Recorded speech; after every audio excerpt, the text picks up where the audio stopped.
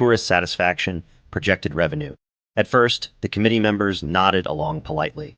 Then one of the older officials folded his hands and leaned forward. "Mr. Rodney," he began, "we are impressed by your hotels, but we also care about stability. Image. There have been discussions about your personal life." Rodney's throat went dry. "Discussions?" he asked. The man cleared his throat. "Your open marriage. The perception that you are unsettled. It raises questions about your long-term reliability."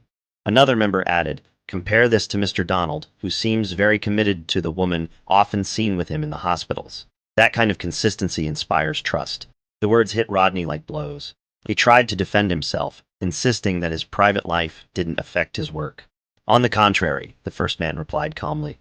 "Character always affects business, Mr. Rodney. We'll be reviewing all this before renewal." When Rodney left the room, his expensive suit suddenly felt 2 sizes too small. Rodney shut his office door and leaned against it, breathing hard.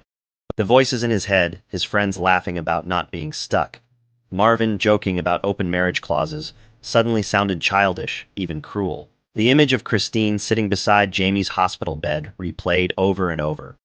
Her hunched shoulders, the way she jumped at every beep of the machines.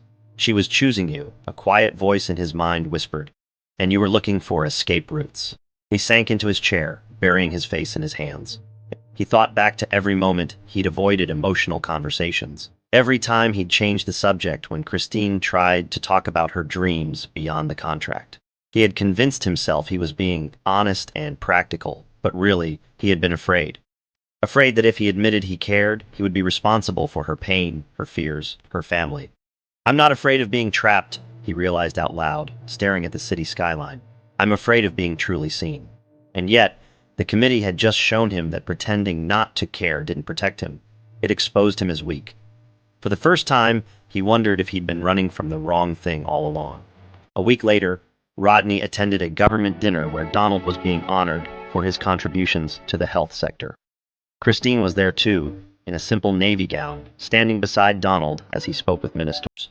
Rodney watched from across the hall as officials shook her hand, thanking her for her work. Donald pulled out her chair at the head table. She smiled at him with soft gratitude.